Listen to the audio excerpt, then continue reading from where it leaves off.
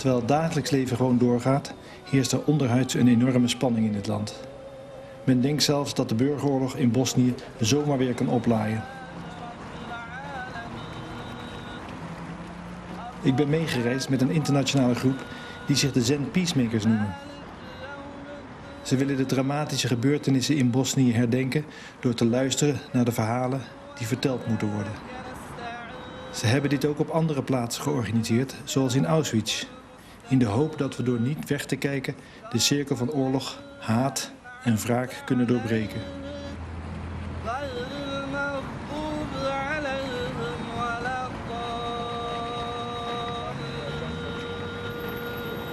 So you can see right now in the concrete over here, this is actually one example of the rows of Sarajevo. So I told you that there was an average of 300 bombs, fired per day at Sarajevo. So plenty of numbers of bombs, shells, more shells. So when the war was ended, citizens wanted to repay the victims in some way. So they wanted to paint these like scars in color of red as the color of the blood and rose at the same time. But that would be a huge problem because then the whole city would be red of all the numbers of the bombs and shells that fell in the 4 years of period. So they decided that they will paint only those scars where the bomb killed 3 or more people.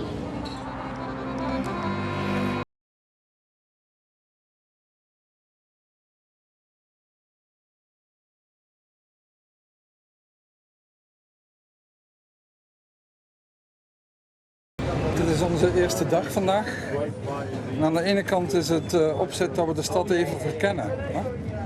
Maar het is dus Sarajevo met die geschiedenis van het beleg van 25 jaar terug. Willen we ook echt onderduiken in de stad. Die levende stad, die bruisende stad. En anders dan dat we gewoon zijn, wanneer we herdenken, vaak is dat op een ingetogen plaats, in stilte. Heeft vaak een soort tragische afwezigheid. Net hier in Sarajevo botsen we op die plekken met die geschiedenis. De wachtlijn bij de bakker, de marktplaats, op het openbare plein waar we de rozen van Sarajevo zien. En ik denk dat dat ons op een bijzondere manier raakt, zodat we op die plekken van dood en vernieling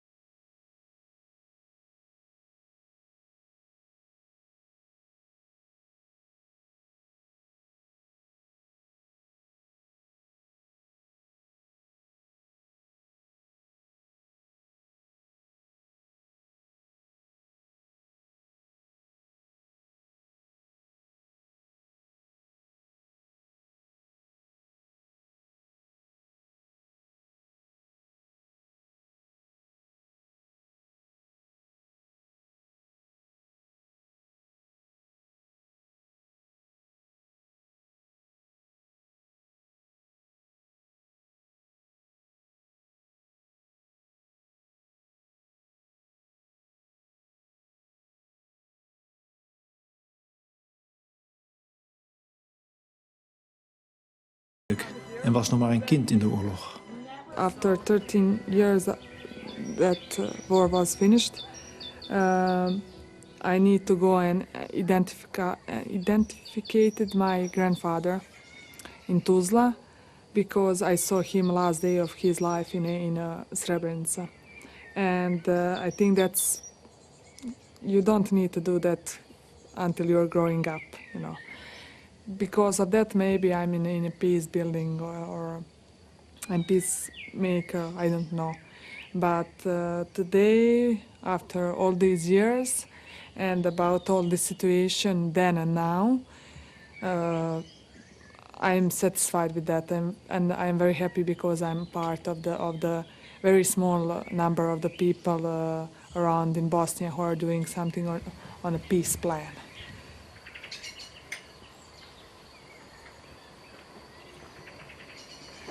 I had very bad circumstances during the childhood, during the elementary school, and in situation with kids, because I'm leaving. My home is in a Serbs part of its municipality. 75% is Serbs, and the kids know that my mom is Bosniak, and I had very bad experience about that. The kids there was threatening me, fighting with me, push me in the channels behind the road. They're just listening the stories about from their grandparents, parents, and that's not nice. You know, the kids are not able to do the bad things, and maybe I just need time for that to learn to proceed in me, so I can understand why they was doing that.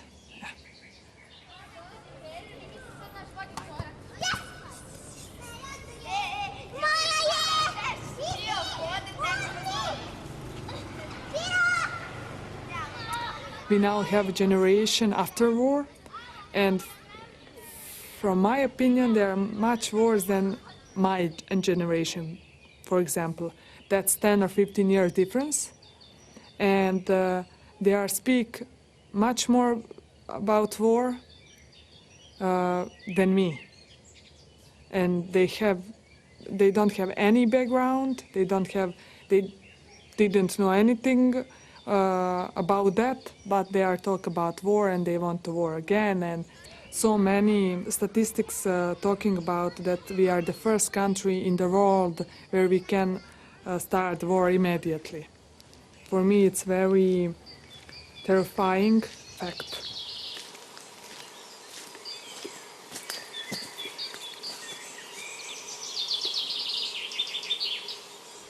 You know, we have this tool of the council circle, which actually is sommige bearing witness retraites is het thema duidelijk. Bijvoorbeeld in Auschwitz, dat is 70 jaar geleden. En op een of andere manier is daar een soort algemeen aanvaarde consensus rond van wat de slachtoffers doorgemaakt hebben, wie de slachtoffers zijn en waar het pijnlijk lag, wie verantwoordelijk. Er is daar een soort consensus over. En dat maakt het voor ons denken op een bepaalde manier makkelijk. Maar hier komen we in een situatie die nog niet zo lang geleden is, waar verschillende gemeenschappen bij betrokken zijn en waar het helemaal niet zo eenduidig is hoe de verantwoordelijkheden zijn. Er zijn hele moeilijke dingen gebeurd aan alle zijden zo. En dat was voor ons echt een belangrijk leerproces. Wat we vaak hoorden, ook in de geschiedenis, hoe het verteld werd, is de afwezigheid van de internationale gemeenschap. Het niet ter hulp komen, en misschien vooral van Europa. En dan op het eind zijn er de bommen geweest en een soort opgelegd vredesakkoord in Dayton. En dus dat gevoel dat wij als internationale gemeenschap afwezig waren en onze rol daarin.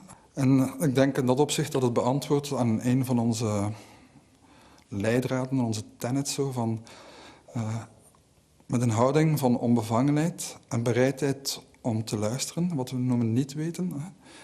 Dat we hier samen zijn en tegenwoordig zijn bij wat er zich aandient. En dat is vaak een heftig proces. Ik verwacht als we daar op maand Srebrenica gaan zijn en we kijken neer vanuit de stellingen die het Bosnisch-Servische leger innam op die kwetsbare stad die daar onder ons ligt, dat dat echt aangrijpend zal zijn.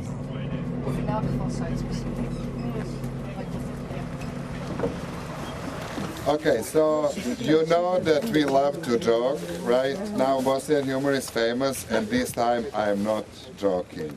There are a lot of landmines in this area. Please, not for once, you go somewhere where you don't see Bosnians. Okay, we are trained, well, not to step on a landmine, so just follow us. And anything green, anything that is not paved, you don't go there, okay?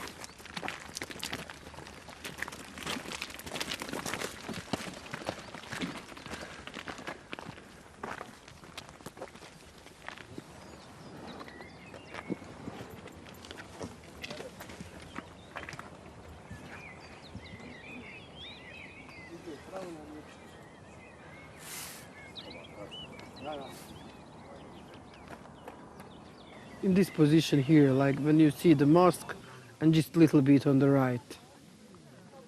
You see the city council yellow, city council, small city council, and just a little bit on the right, there is near that mosque, there was my house, where I was living with my mom and brother.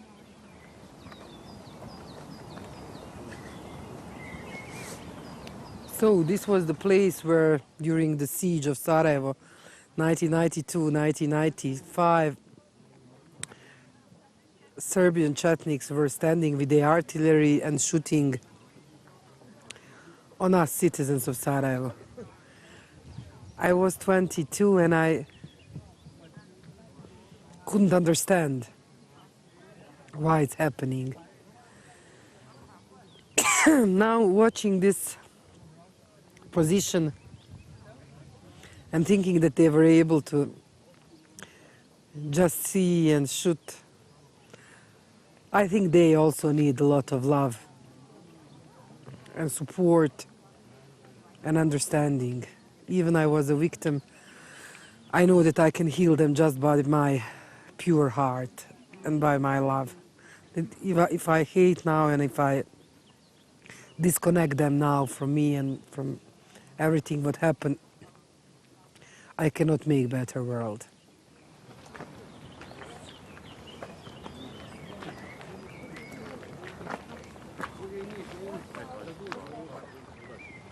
In the moment when some bad things happen to you, you are kind of created to cope with that.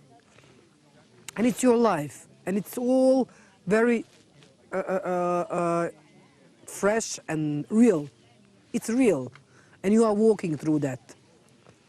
And by time is going, it just stay memories. And when you recall that memories in perfect safe environment, it becomes much more painful. And you start to think how these people could do that. You just don't think about that, about yourself. You are not so much, you are not now. You start to become somewhere. You live some ex-life. And that's why distance can make it danger that you forget real point of that moment. In that sense, I think that it's harder now to forgive than it was in the moment when it's happening.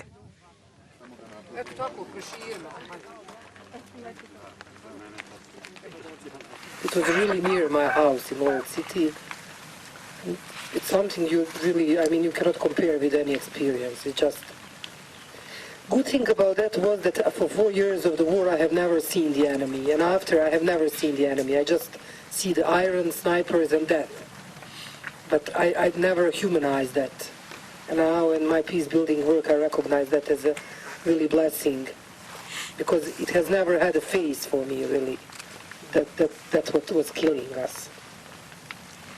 And I now know for sure that it's just forgiveness, our pure heart is working, that it never happen again. That's the most serious step toward peace, is to not have that anger and frustration inside of our heart. Because then you cannot do, it's not impossible in the same heart to have hate and love. And if you want to be connected with God, with peace, with whatever it's, you know, bigger, higher power for you than us, if you want to be connected with the universe, we have to have love in our heart.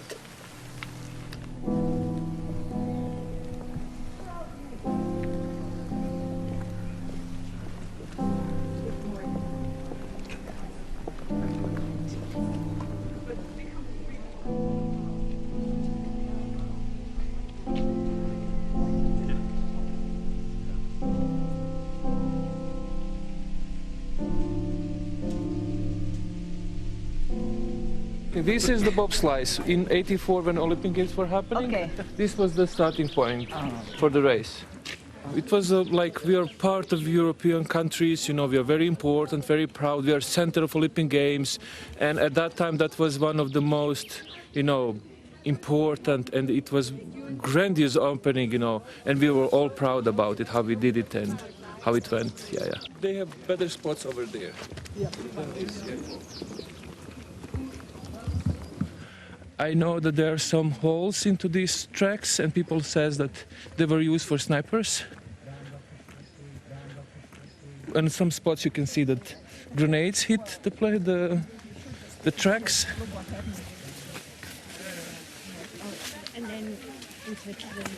You have people who still miss and like the Bosnia, the Yugoslavia, and you have people who don't like it and who says we didn't have rights, we didn't have this, we didn't have that, and you have people who say in Yugoslavia we had everything. And I think it's all about personal experience and propaganda that was around everybody. So it's really very personal, how do we feel? The fact is that Yugoslavia fell apart, that we'll never be back. It's okay. That we'll never be back, or even if it will be back, it will never be as it used to be. So we have to accept that. And I don't want to be so much nostalgic, but I don't want to say that even this is not worth it or not. I just want to say let's look for the new future. And I think that every transformation is painful, but also you got something new. Maybe better, maybe worse, but we don't know. Guys, it's okay. Come. Ja, maar dat ben ik ook. Ik ben heel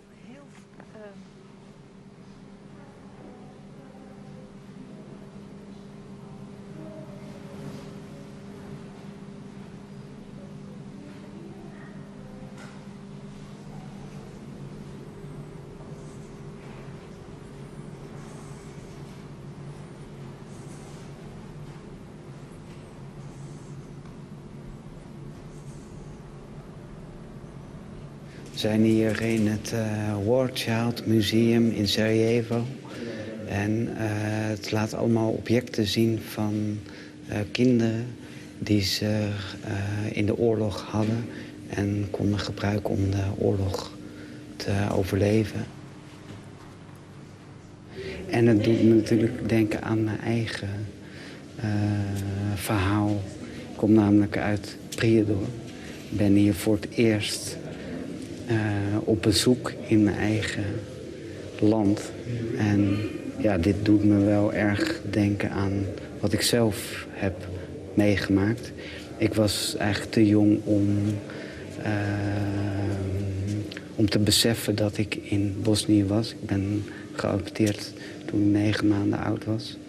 En pas 42 jaar later kom ik hier terug. Hoe zou het zijn geweest als ik wel hier had opgegroeid? Maar als ik wel de oorlog had meegemaakt, wat had ik dan gedaan? Had ik dan gaan vechten of had ik een kant moeten kiezen? En dan komt er meteen weer een vraag op van... ben ik nou gezegend dat ik in Nederland ben gebracht, geadopteerd door Nederlandse ouders?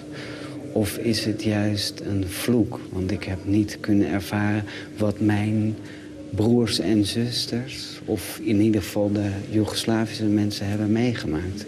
En soms, door het aanhoren van de verhalen van de Bosnische mensen... die mijn leeftijd hebben, voelt het soms van...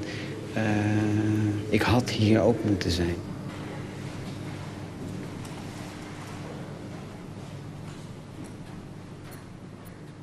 Ik kom uit 74. De oorlog startte in 92. Dus dan was ik 18 jaar. Dus wel de leeftijd waar je opgeroepen als ik... dat ik misschien moest gaan vechten. En ik weet niet of ik een Serviër ben of een Kroaat of een Bosniër of een Bosniak. Dus ik weet niet of ik in het Servische leger zou zijn opgeroepen. En ook überhaupt of ik in Prijedor zou zijn gebleven. Of dat ik was gaan studeren in Sarajevo. En dat ik de bezetting van Sarajevo had meegemaakt. En wat ik dan had gedaan. Dus, ja.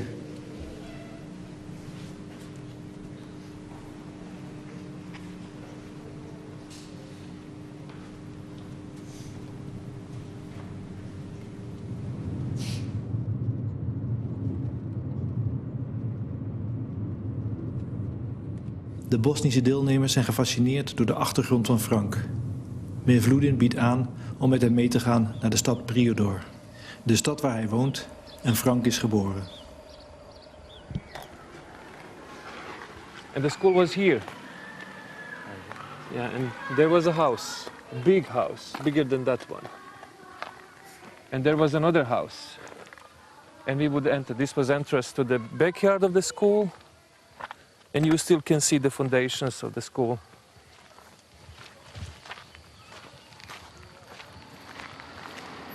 And this is a new one? Or This is the new mosque, yes. This is the new mosque. And there's a mosque and there's also a church? So this is mainly by Muslim populated village. Yes. So only mosque is here.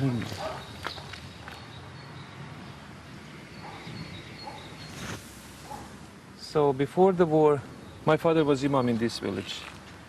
And he came here in '84. I was 3 years old. And the house was here. I remember that gravestone. It was just under the window of the room of my parents. And this was our garden. The graveyards were not there. Only a few old one was there. And now this graveyard is for all the people who are killed during the war. And there's so many still missing people who are still waiting to be buried here.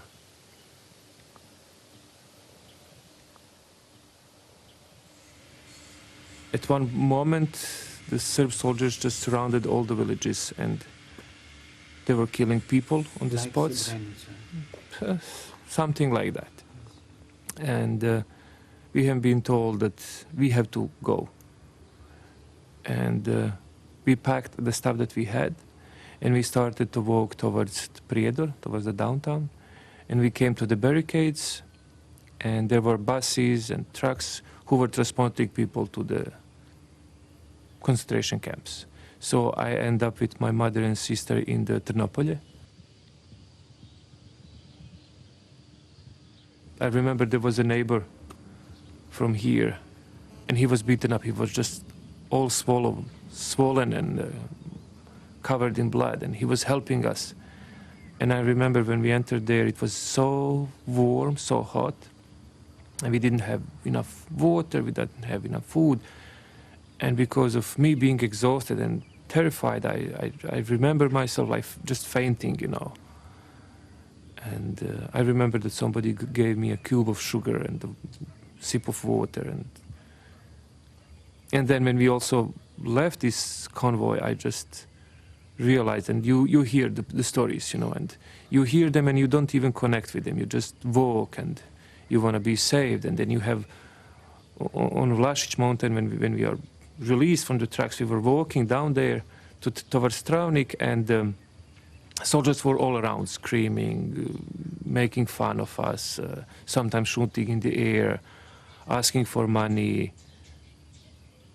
And then you hear stories that somebody's raped in the truck, one woman just delivered the baby in this convoy. It was crazy, you know, and you don't think about it. You only after that, you just start to process all this, what you hear, and then, I don't know, you think a lot about it. It shapes your life, it shapes your memories, it shapes your attitude, it shapes your hate, it shapes your desire for revenge, it shapes everything. So, at that time I wished that I was a bit older so that I can go to army, that I can go to defend my country, to defend my people, and of course, at that time it was very alive in me that I wanted revenge for all what happened to me. I lost my relatives, I lost my friends, I lost my neighbors, I lost my toys, I lost my childhood, I lost everything at that time. It looked like that. So, and whenever I would talk with somebody, with my parents, and when every story that I would hear, it was because Serb took it from us. And I was always blaming, and everybody was blaming them. And I always say, if there was a button that I can press and all Serbs would be dead, I would press that button. And I was just dreaming about being a soldier, you know, just to do revenge. Yeah.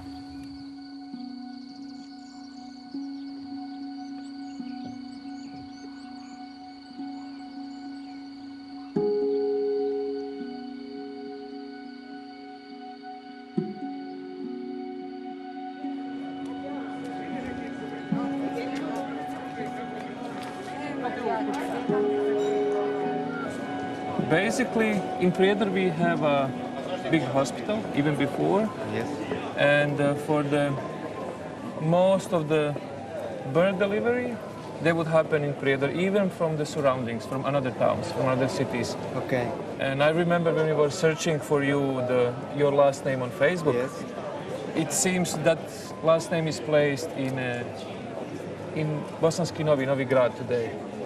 So it's very possible that your mother just brought here to deliver, to Vrede to deliver you. Yeah. What ethnic background I possibly have? Have you answer to that? Is there an answer? Yeah. I don't know. Based on your last name from Yes. Bosnia, you can be a lot. Yeah. But I don't know. Because Dražen is Serb. Dražen that would be very common name for the Serb. Okay. For the Serb guy. Labuš is something that's very unusual at the same time. But yeah, I would maybe on the first hand I would say that you can be Serb. Wherever you live, it's not important what is your nationality, what is your background. And I think for me the biggest lesson it was this war. It doesn't matter your nationality, your background, your history. It all matters who you are and how do you behave. I met so many Serbs who are great, amazing people. I met some Serbs who are war criminals. Yes. I met some Croats who are great people. I met some Croats who are war criminals. So It's not And for- ethnic background what's count.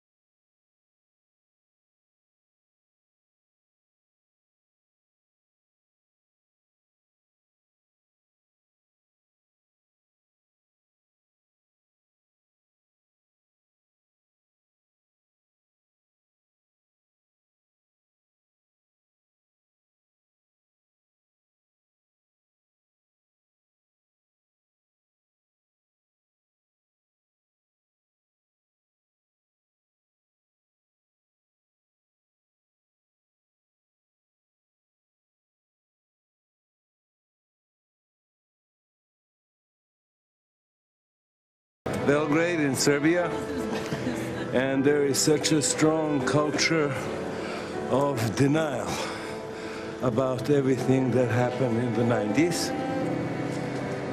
And it's like, I don't know, 90%, it's difficult to put a number, but 80-90% of the population live in this denial.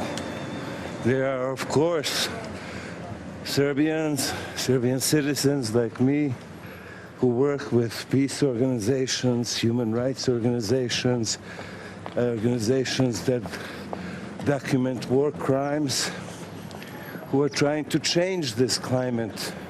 It's not only of denial, but it's a climate of impunity, no responsibility for war crimes.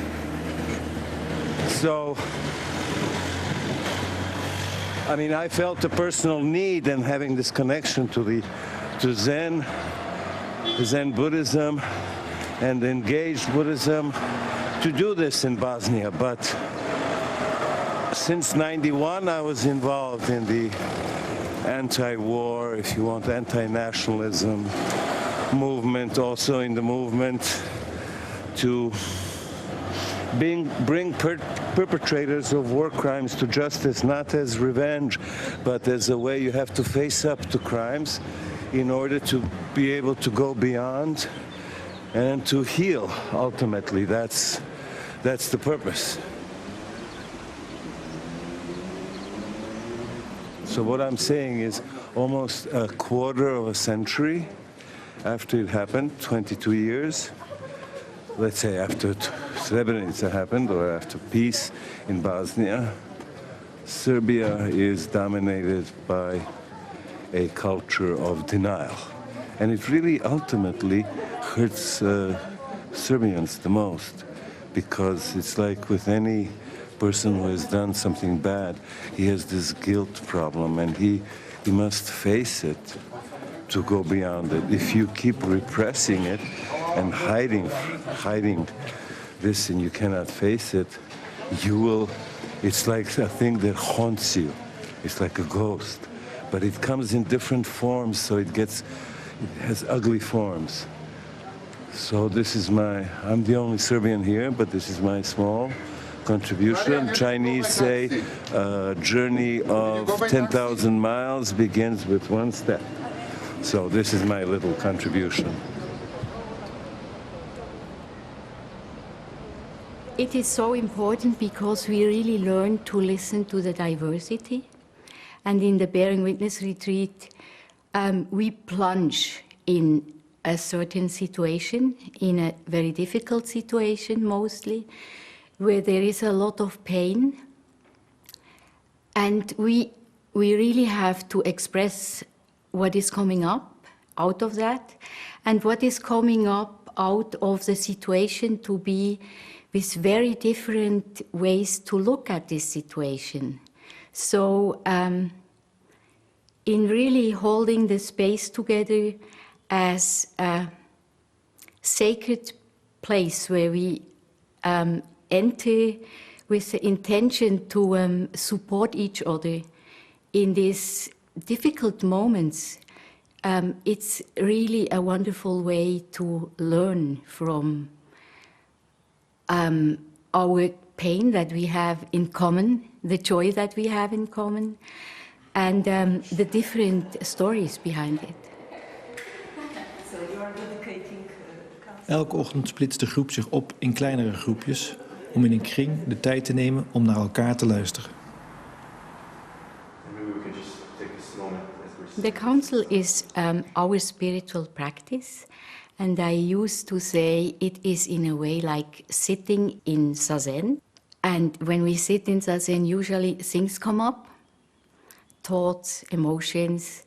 And in the council, the special thing is that we have a safe container where I can speak out what comes up. And then I can give my talking piece to the next person, and I will listen to the person's silence or to the person's speaking out about their emotions, about their how is what they give to the council. The special is that it's not about me. It's really about what has to be said at that very moment. And nobody will ask me the other day and wants to discuss it, because I can always say that council is confidential.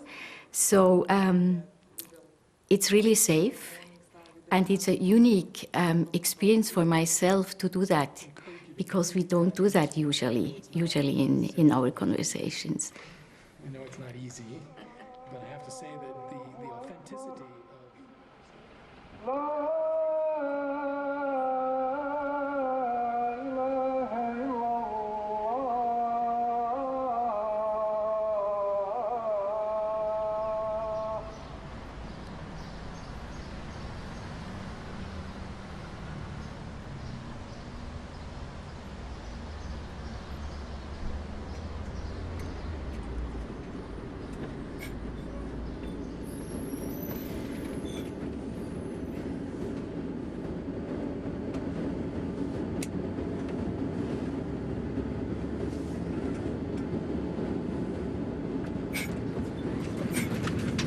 Yeah, we are now going to Srebrenica,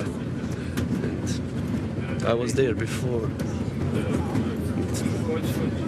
it's not so easy to be there, because you can feel in the air some strong feelings. Since I woke up this morning, I was preparing myself for this meeting with that place, and I'm still preparing myself, but I don't know how. It's so hard. We have many places here where people were killed, and every place has its own story, but every place has that smell in the air. Ja, waarom ik er graag naartoe wil, ik heb gisteravond nog over zitten lezen van wat is er nou precies gebeurd. Ik voel mij ook als Nederlander betrokken, verantwoordelijk. En wat ik een beetje, ik wil het ook voelen wat daar is. Er is ook iets in mij wat zegt, ik zou willen verantwoordelijkheid nemen voor het feit, zeg maar, van de fouten, klinkt heel zwaar, maar je zou kunnen zeggen de fouten die er gemaakt zijn door Nederland, door de hele Europese gemeenschap, door de internationale gemeenschap, die niet hebben voorkomen, misschien niet hebben kunnen voorkomen, dat dit gebeurde. Ik denk zeker dat het iets uitmaakt dat we daarheen gaan. Maar vraag mij niet wat. Vraag mij niet wat. Dat weet ik dus niet. Maar het maakt uit. Het maakt uit om gezien te worden, herinnerd te worden. Dat maakt uit. For me, it's also the first time that I'm going to Srebrenica. I must be honest, I'm pretty scared what we gonna see there, and pretty much scared. We will arrive to the first memorial place in about an hour, and from here we just ask you to stay in total silence. Okay?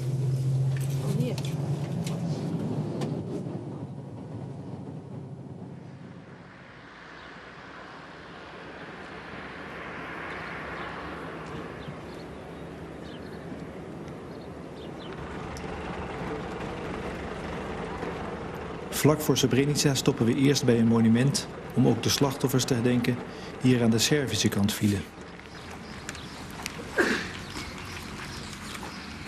Tamara krijgt het woord en heet iedereen welkom.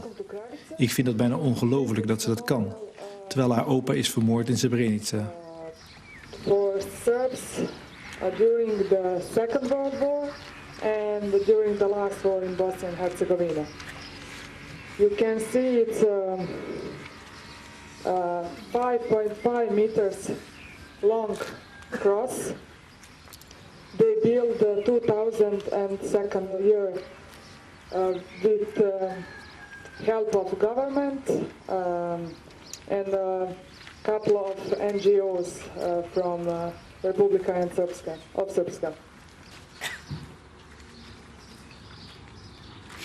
Oče naš, koji si na nebesima, da se sveti ime Tvoje, da dođe carstvo Tvoje, da bude volja Tvoja, na zemlji kao što je na nebu. Hljeb naš nasušni daj nam danas, prosti nam dugove naše, kao što i mi opraštamo dužnicima svojim. Ne uvedi nas u iskušenje, a izbavi nas od zla. For me, it's really hard now to say anything. I'll say this to you because personally, coming from Serbia, I find this is somewhat grotesque. I realize that as Zen Peacemakers, we should pay respects to all the victims, but finding out that this is the biggest monument for the Serb victims, I feel pretty out of sync, out of joint, and it was difficult for me to be fully with my heart in this ritual. The ritual is what the peacemakers do anyway. I mean, they take prayers of atonement from the Buddhist tradition, from the Christian tradition, from the Jewish tradition, from the Islamic tradition, and they try to sort of bear witness to the evil that is in us and to confess this evil and to ask for forgiveness and for atonement. But as I say, personally, I found it very difficult here, okay? I'm sorry.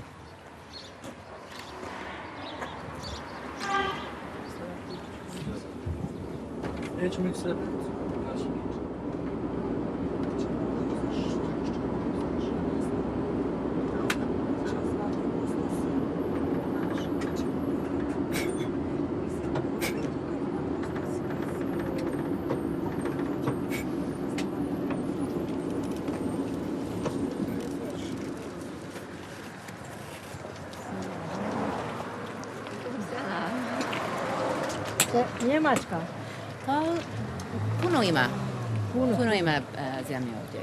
Ima Njemačka, Švicarska, Amerika. Od svakog? Od svakog, aha, da. Neka, hvala, puno. Hvala vama. Imam i dva sina. Dva sina su ovdje. 72. odliča, a sutra će biti u Bratunsonu dženaza sa klanjom. And tomorrow they will hold funeral in Bratunac. Biće puno naroda. It's going to be a big mass funeral for the dead bodies that they identified. Hvala vam puno svima, sretan put. Hvala vam, da vam Allah da sabora. Amin, Ivana. Jesi ti dobro? Vidiš, evo dobro. Pa šta će? Dobro sam. Salam alaikum. Salam alaikum. Hvala, Allah vas nagradio. Što ste došli, Bog vam dao svako dobro. Alaikum salam. Hvala, živjeti. Hello, everybody. My name is Hassan. I am curator of this memorial. Let me welcome you to our memorial. Let me thank you for coming to visit this place of genocide.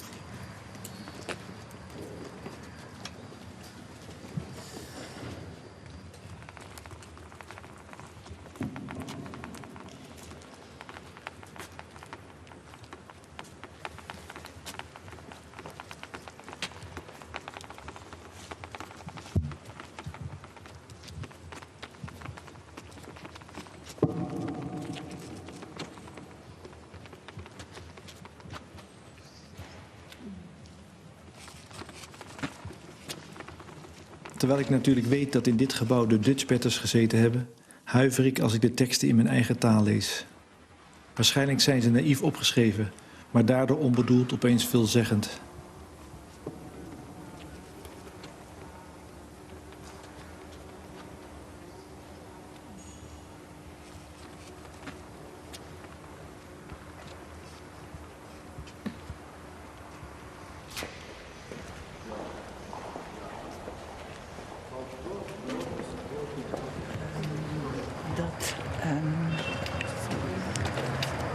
Dat de Dutchbatters ze inderdaad in de steek hebben gelaten. En tegelijkertijd voelde ik ook de onmogelijke positie waar ze in waren. Maar ook zo van, doe iets. Doe iets, had had iets gedaan. Had iets gedaan. En dat, als het gaat over bijvoorbeeld de Tweede Wereldoorlog en de genocide van Duitsland, dan zeg ik, ja, maar je kunt het individuen niet kwalijk nemen. En het idiote is dat omdat het over mijn eigen volk gaat, het me toch meer raakt dan iets anders. Ik snap daar niks van, want we zijn allemaal dezelfde mensen. Dus dat vind ik echt heel verwarrend.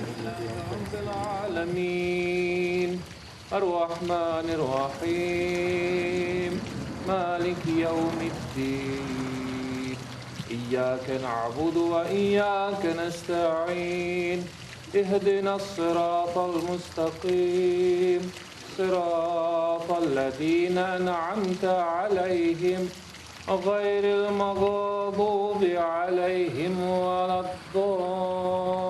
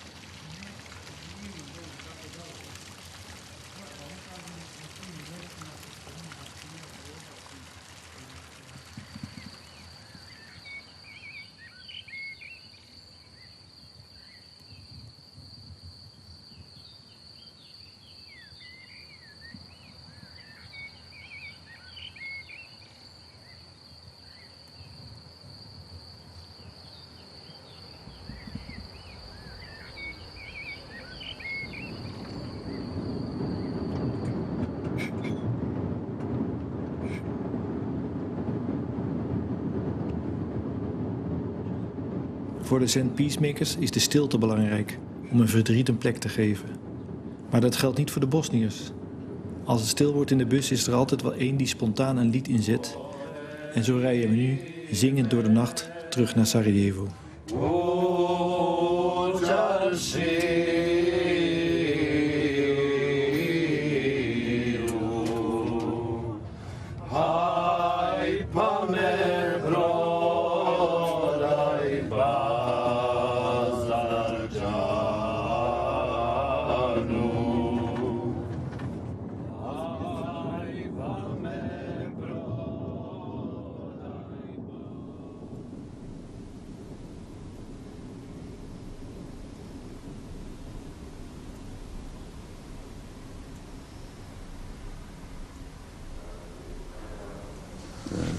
I was before in Srebrenica, and the first time it was a shock for me, big shocking, and it was a big shock, and but I had that strange feeling, not angry, not sad, but just that feeling that it's so stupid, some feeling of stupidness, because when you see what happened then and when you see our lives today, you just can say everything was so stupid and so unnecessary, and why?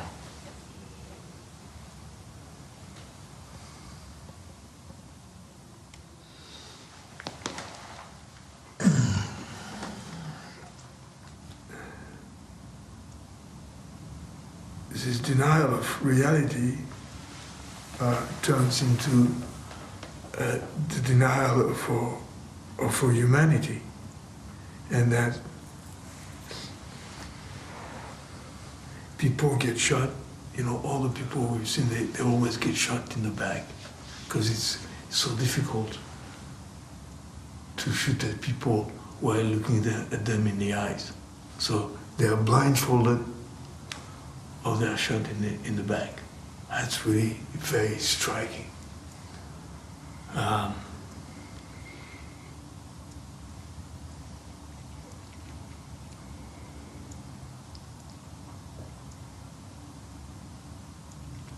And then the people who committed those massacres stuck, who is depression, illness,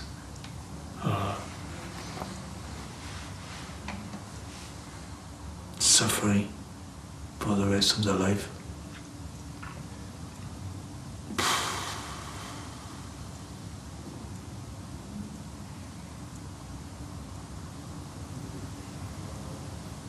I guess I'm wondering how we tell these stories when it eventually numbs, how I tell the story when it eventually numbs me. And yet it's an important story. The only thing that broke through was this shooting in this movie. That's really the only thing that really, that. But also our singing in the cemetery at our commemoration. That was really something for me, because it was action, and not just information coming in.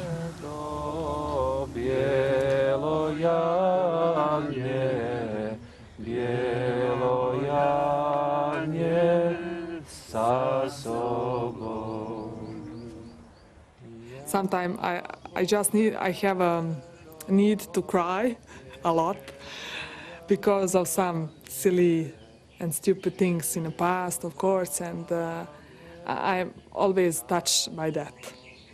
And you saw a situation during the ZPO retreat on Trebević, where we all together was singing a song, Benbaša, that's the love song.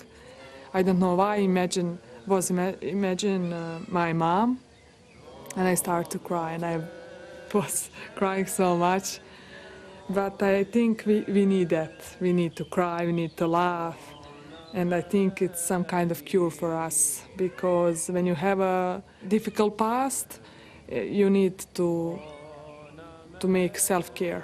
You need to care about you and about your heart and soul and feelings. And yeah, I was crying so much, and but I like the hugs, and I like the people were around me. They are all my friends. We are like family. We are all peacemakers from completely different ethnic groups and religious, of course. But for us, that's I think, the silliest thing on the world.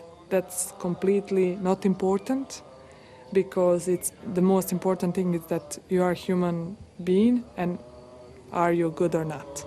That's the thing.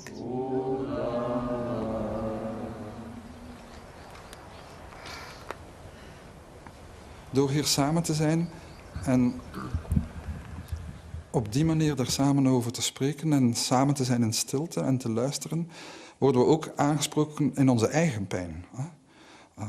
Ik denk dat het treffend was. In onze groep bijvoorbeeld werd er gesproken over de eerste generatie en de tweede generatie. En in het werk bijvoorbeeld in mijn familie heeft de Eerste Wereldoorlog een grote impact gehad. En voor mij is ook duidelijk geworden dat een aantal van die traumatische aspecten in feite nog altijd present zijn in mijn derde generatie. En ruimer gezien, ik denk dat het voor mensen die deelnemen, dat er een stuk heling te vinden is in het deelnemen, in het beleven, in het luisteren, die los van de feitelijke historische situatie werkzaam is voor ons. Going to the places where you really feel a lot of fear to go, it's a big relief also, because you survived, you learned, and I learned mostly about the different voices I heard. And the being together and going through that together to all these sad stories and really being there for it and not escaping from it, it's a way of healing. And at the end, it is love. It's just love and more understanding.